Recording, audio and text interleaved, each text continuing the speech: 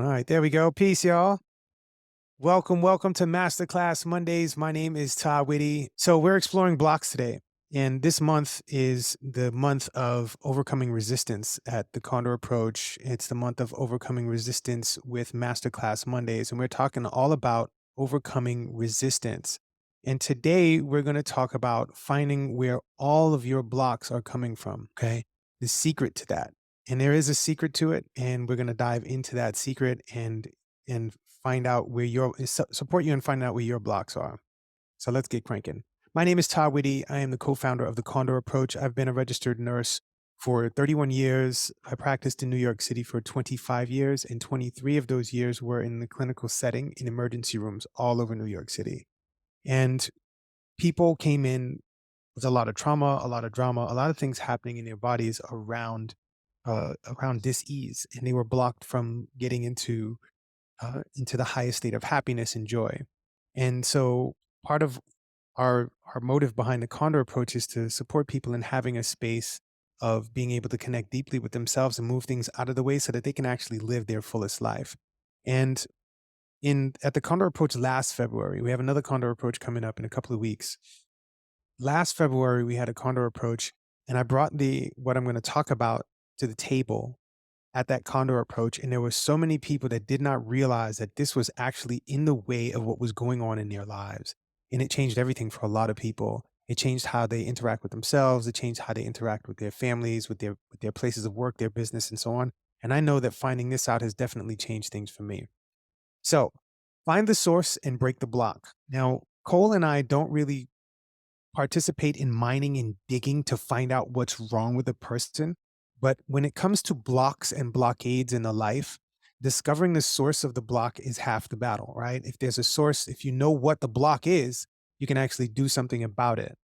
And the thing that we've found, right, is that we need to be block detectives. So what we're going to cover today is what blocks are and the main factor in any and all blocks in your life that may be causing you resistance. We're going to talk about how to figure out the specifics of any blocks you have in your life using the Condor concept, the 7AV.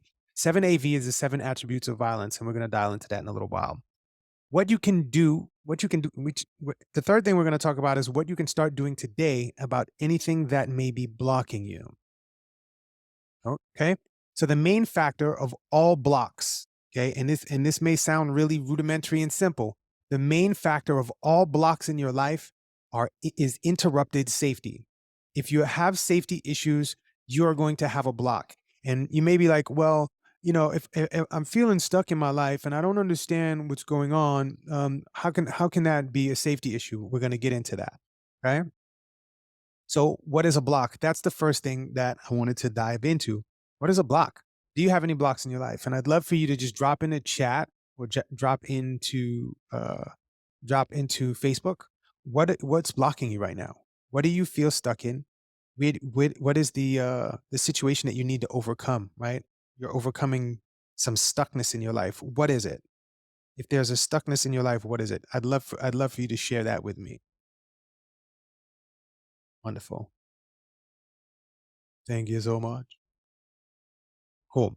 So, considerations on what blocks are. A block is something that prevents something from happening. It's like a wall or a fence or a force field that is active in preventing something from happening. Now, you may hear people talk about obstacles, right? Obstacles can be blocks, but obstacles are things that you can move around, you can move out of the way, you can do that. A block is a wall that is usually imposed by our programming, our conditioning, and something that's going on with inside the self. So what is the block protecting? Okay. If there's a block, if there's something blocking, it's protecting something from happening. It's stopping something from happening. And this is one of the nuances that happens with people is they don't understand that their blocks are protecting something. It's stopping something from happening. Okay. So anything that needs protection, right? I'm going to say this again. Anything that needs protection, I'm going to say it one more time. Anything that needs protection is unsafe or threatened to be unsafe. Okay. Anything that's blocking you, is protecting something else. It's protecting there's something in the way. Okay. There's something in the way. So take a moment to write down what your current blocks are. Okay. Your blocks are not your enemy. And when I say this, right, as you're writing this stuff down, you're writing down all the blocks you may be having around dating someone, the blocks you may have around getting a job, the blocks you may have around speaking your truth, the blocks you may have around doing exercise, the blocks you may have around all of these things. I want you to write that down. Okay. Your blocks are not your enemy. They have been positioned as the enemy because of the surface level result that people are looking for in their life, or the result that they're looking for in their life, and you're not seeing it on the surface level. The block is actually protecting something. Okay. So write down your blocks. I want to hear all about your blocks. Awesome. All right. All right. So remember, your blocks are working to keep something safe. And I said that a million times. Hold on, I'm just going to close my floating panel controls. Awesome. Now I can see my. Cool. All right. So what is safety? Right. And so we said the blocks are there to provide safety. What is safety? Now I'd love to hear from y'all. What is safety? Just take a moment and think about that. What is safety to you? And this is the question that I asked at the Condor Approach last February that kind of set things into a really interesting space that made me lean into really putting this into our curriculum and teaching about this online and teaching about this even more at the Condor Approach. And if you haven't signed up for the Condor Approach, we have one coming up February 22nd to the 24th. Get on it, y'all, in Austin, Texas. What is safety? And when I asked this question, there was a lot of nebulousness. And this is something that I invite you to do. Ask the people around you what safety is, and everybody's going to have a different definition. And so I needed to come up with something clear so that we could really lean into what safety is and be on the same page about it.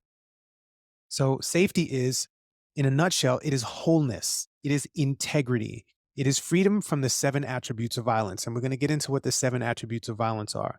Wholeness is when a person is whole, where they feel connected with themselves, they're connected with the environment, they feel connected in their bodies are in an integrity space, their finances are in integrity space, all of these things. And so when we are whole, we are safe. When we start to become fractured, when we start to become splintered, when we start to become injured and moved into different pieces, that is when safety becomes interrupted. So safety is wholeness, y'all. Whenever we talk about safety at the Condor Approach and Masterclass Mondays, we are talking about wholeness. So what is violence, right? So we talked about the seven attributes of violence. Before we get into the seven attributes of violence, we need to talk about what violence is.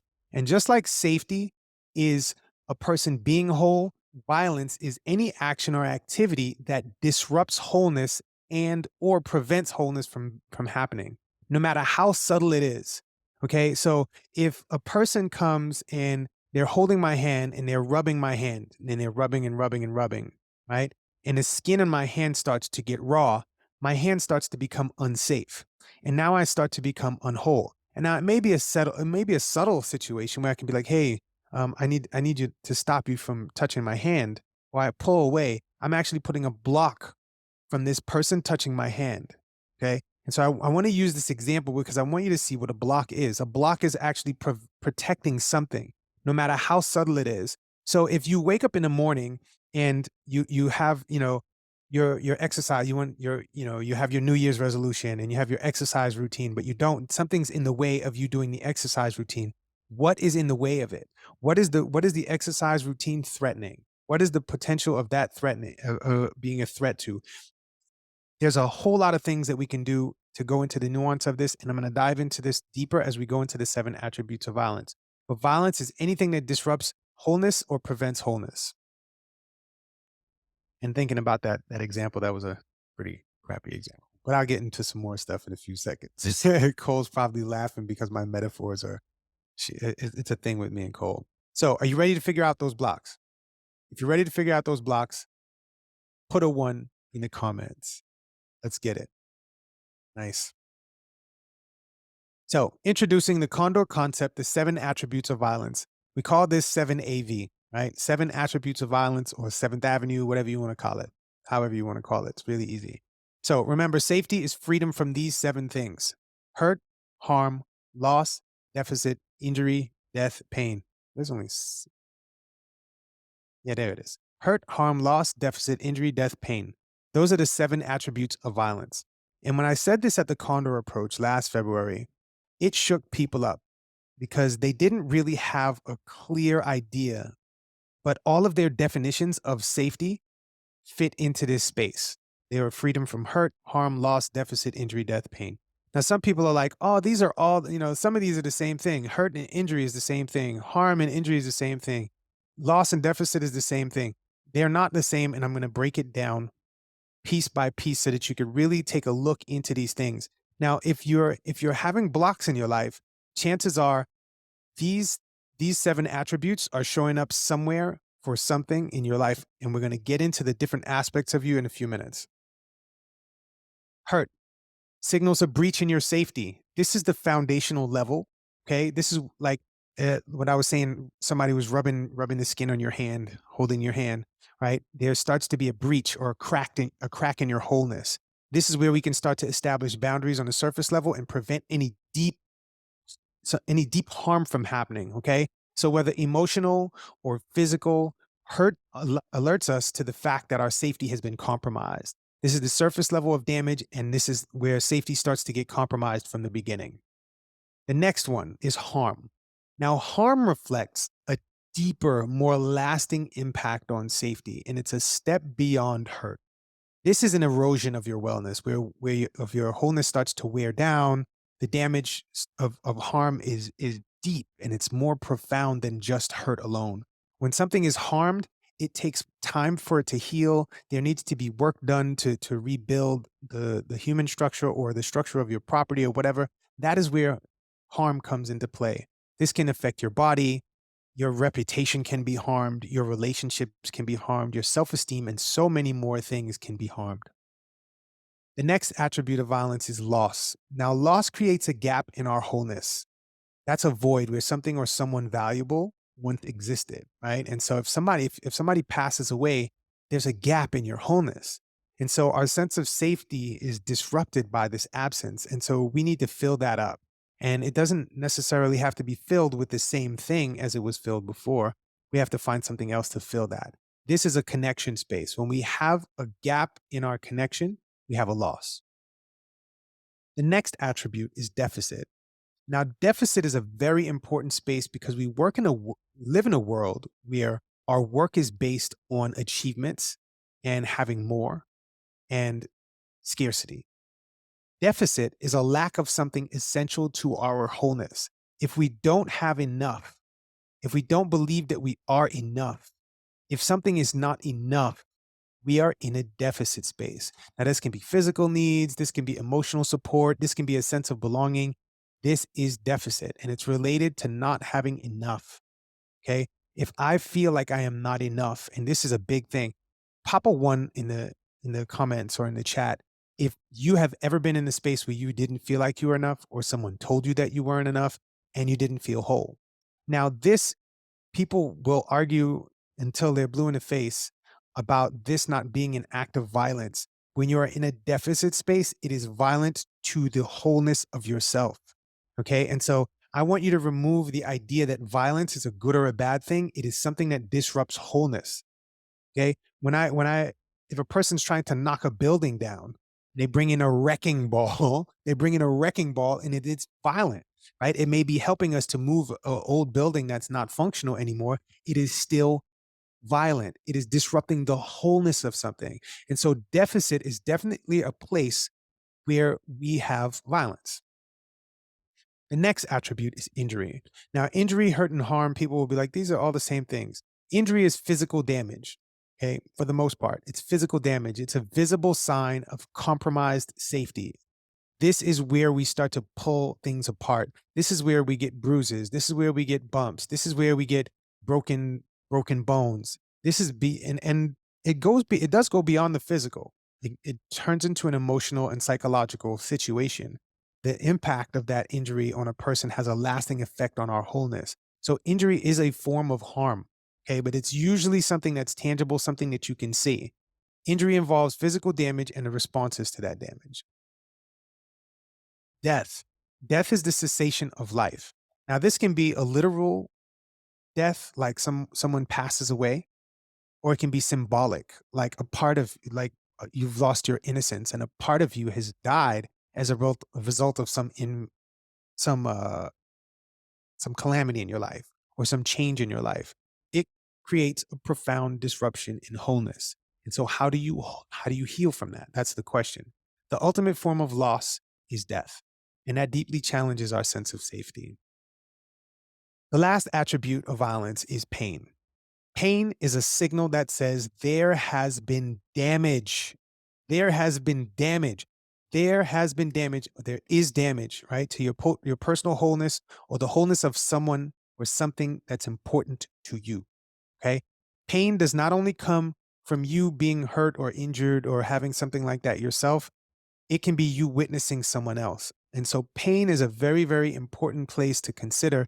When I'm witnessing something happen to my child, I can feel pain myself. That can be an emotional pain, right? That can be a physical pain. I can get a pain in my chest watching something happen to someone else.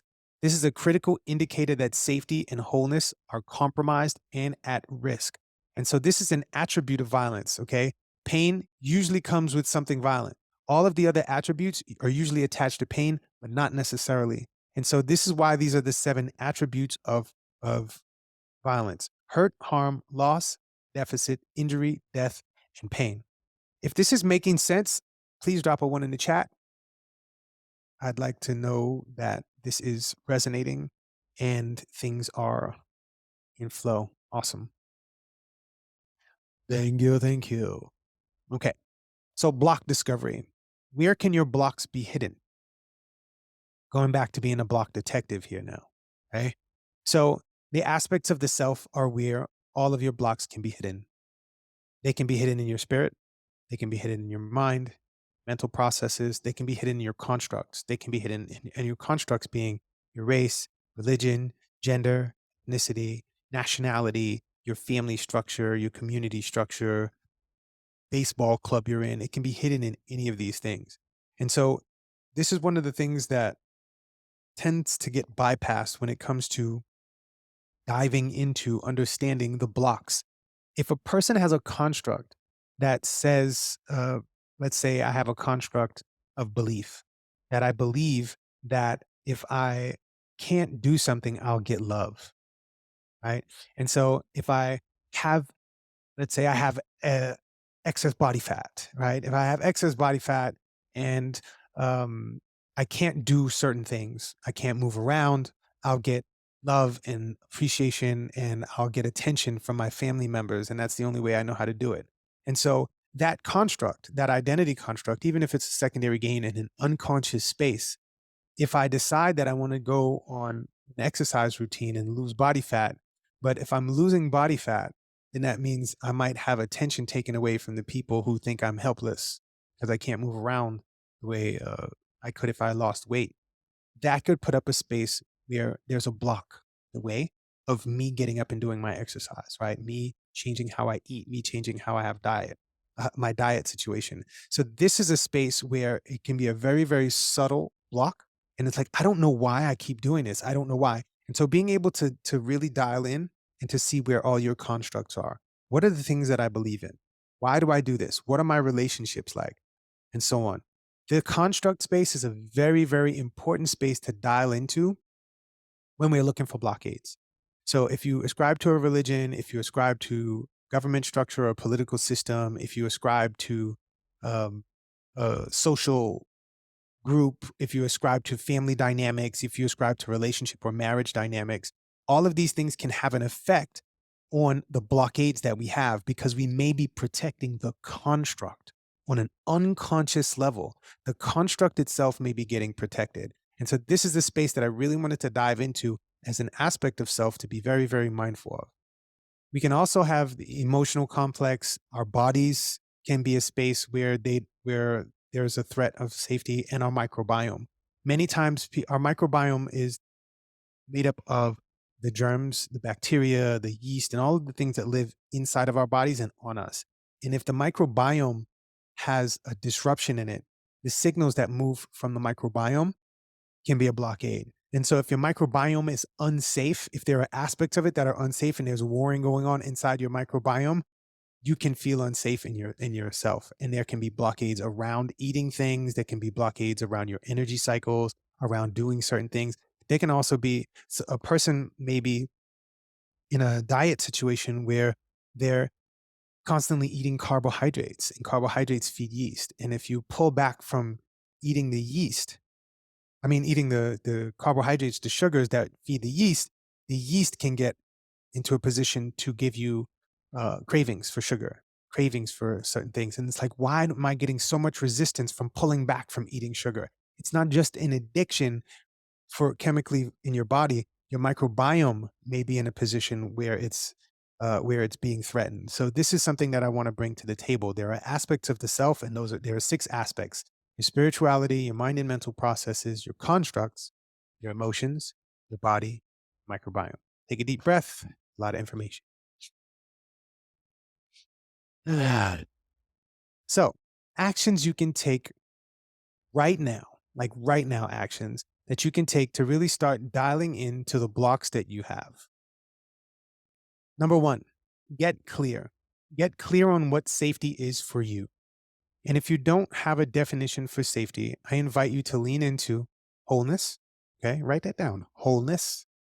The next thing is freedom from hurt, harm, loss, deficit, injury, death, pain. Okay, hurt, harm, loss, deficit, injury, death, pain. The seven attributes of violence. Get clear on what safety is to you. Are you safe? Is your family safe? Are the things around you safe? Write all of this stuff down and get very, very clear so that you have things laid out in front of you so you can see it. It's cool if it's like, all right, well, I can think about this. But when you have things laid out in front of you and written down, it's easier for you to see. And then you can actually start to pull those things apart and address them one at a time. And this is what we talk about at the Condor Approach. The next thing you can do right now is build awareness.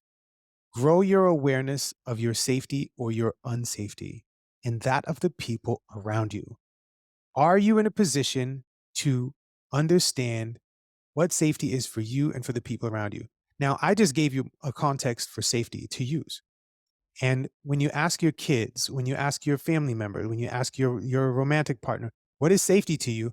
They may give you some nebulous situation or something that's kind of on kilter. But if you said, "Hey, I have a vantage point on this. It's wholeness and it's freedom from these seven things."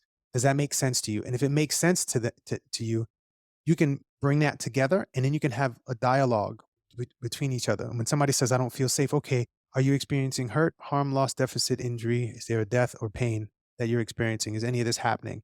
And you can support the other person in actually going through all of those situations so that they can move into a different space. The next thing you can do is start journaling today, right? Start journaling. Keep track of your safety dynamics. Keep track of the blocks that are coming up. If you feel stuck, if it's like, all right, I'm going to get up in the morning, but I feel stuck. I'm not doing this. I don't want to watch TV, but I'm stuck and I keep turning the TV on. Just write it down, build awareness, right? And review it once a month, once a week, whatever works for you.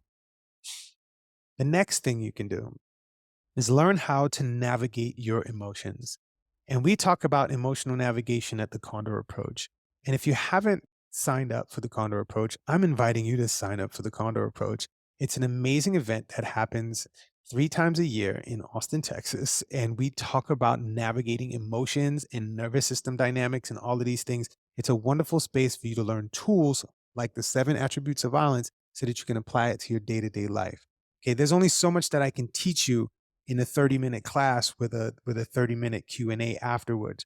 We have 3 days for you to dive in at the Condor Approach, and I'm inviting you to come to the Condor Approach. And if you're coming to the Condor Approach, pop a one in the chat. I want to see that. Let me know, right? And if you're interested, say I'm interested in Condor and put it in the comments, and we're going to hit you up and tell you all about it. Okay? Let's get on the phone and talk about it.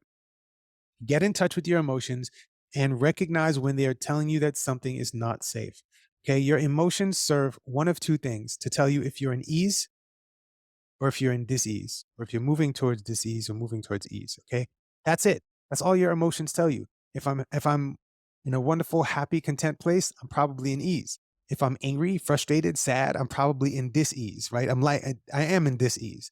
And so if I'm not safe, The main emotion that comes online to protect you from not being safe is anger, right? There's anger, that's the fight space. And then there's fright, right? Fright, Fright. And this is the flight space. And we have fight and flight, right? And that's the heaviest of our safety mechanisms in our bodies is fight or flight. And when we're frightened and angry, those are the two emotions. So learn how to navigate your emotions. The next thing you can do right now is talk to your friends and family members about what you've learned here today. This stuff is wonderful. If you keep it to yourself, it's not as wonderful. Okay. If you keep it to yourself, it's not as wonderful. You may get some resistance from your family members around it. You may get some resistance from your partners around it. But if you speak about it and it's like, hey, I want to talk about this thing that I learned today called the 7 attributes of violence. I'd like to get your vantage point on it because I'm kind of looking to adapt something new in my life and change how I have these blocks. And when you talk to people about it, you bring them online. And what happens is we are a product of our environment.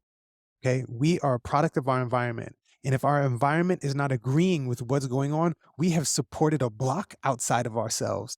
If the environment does not feel safe, the environment's going to resist and is going to block us. And so if I come up with a new concept and it threatens the old way of being, the environment is going to put up a block, right? Because the environment's not safe. And so this is where you start to talk about it. You put the idea out there. And if a person says, no, I don't agree with it, you've already planted the seed. You've already given them the information and they can apply it to themselves as they feel safe. But if they're not safe, there's going to be a block. Anytime somebody's blocking you from something, there is a safety dynamic. Safety, safety, safety, safety, safety. Anything that's blocking you is a safety dynamic. Okay. Anything. And it's sometimes it can be very, very subtle. It doesn't have to be world ending safety. So the next thing is to make a plan. A plan of action for safety creation in your life is absolutely imperative. Make a plan of action and then carry that plan out. If you have a block to carrying out that plan, there's probably something in your life that is not safe. Maybe it's the safety of your time. It's like, oh, it's going to take time to do this. And so your time is now being threatened. So you may have a block around your time, right? You may have a block around your ability to just unplug and do something else. There's a block. So something is not safe. And so what is not safe, you make the plan around it, you talk to people around it, and you get your environment to actually support what's going on.